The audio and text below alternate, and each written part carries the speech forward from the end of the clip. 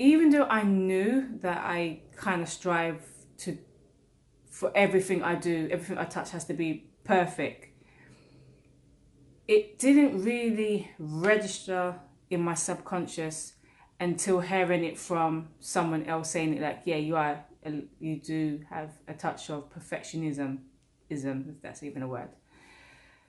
And since then, it's really been nibbling at my brain, like, why am I like this? But I just, I kind of let it go. I just thought, yeah, you know what, I really do have that issue, right? And I started to know and come to terms with that. Yeah, it's not so positive as people would like to think, because it can really stop me from doing a lot of stuff that I want. For example, trying to write this blog, my first post blog, it took me 3 whole weeks to write. 3 whole weeks. Simply because I wanted it perfect, and I'm very strategic. I'm trying to think of some kind of structure, and I think I was overthinking it, and I just could not get it. I just could not get it. But you know what? I had to sink deeper into myself, because after the first week, I thought, and I knew that this was a serious problem, because I'm not getting anywhere. It's not like I'm not trying. I'll go back to the paper, I'll go back at the notes the next day, the next evening, the next day after that, and nothing is happening. So I started to delve a little bit deeper into why I'm trying to make it perfect. And I came to the realization that I want to make it perfect because I didn't want anyone judging me. I didn't anyone thinking, oh gosh, she can't even write a blog, sort of thing. So it was really deep and really personal.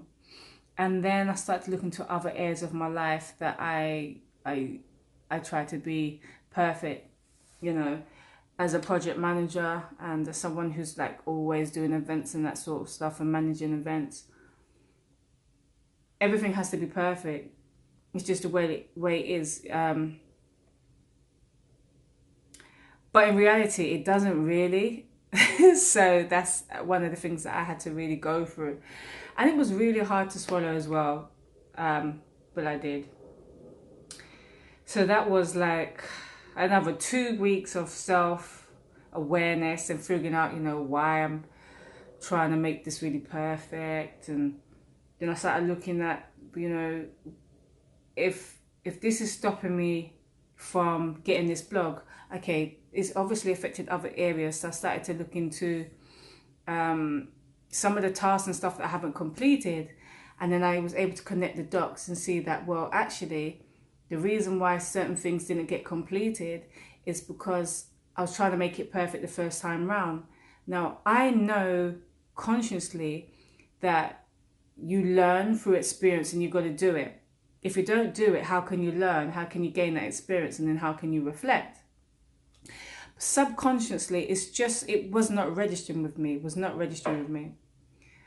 But, and I will say this to you, I did not give up. That's why I'm so excited.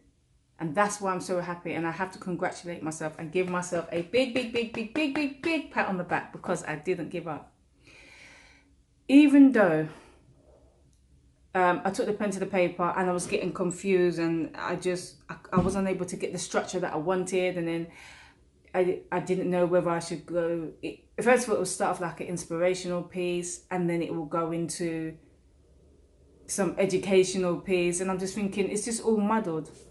I didn't give up. The next day I just kept trying. Now normally, and my husband knows this really well, is that when I come across a hurdle, I'm very quick to like, it's hard, and I give up, sort of thing. But since joining SFM, I made the commitment, and I had to basically sell it to my husband that, yeah, I will stick to this. It's not going to be another thing I'm going to pick up, and as soon as it gets hard, I'm going to give it up.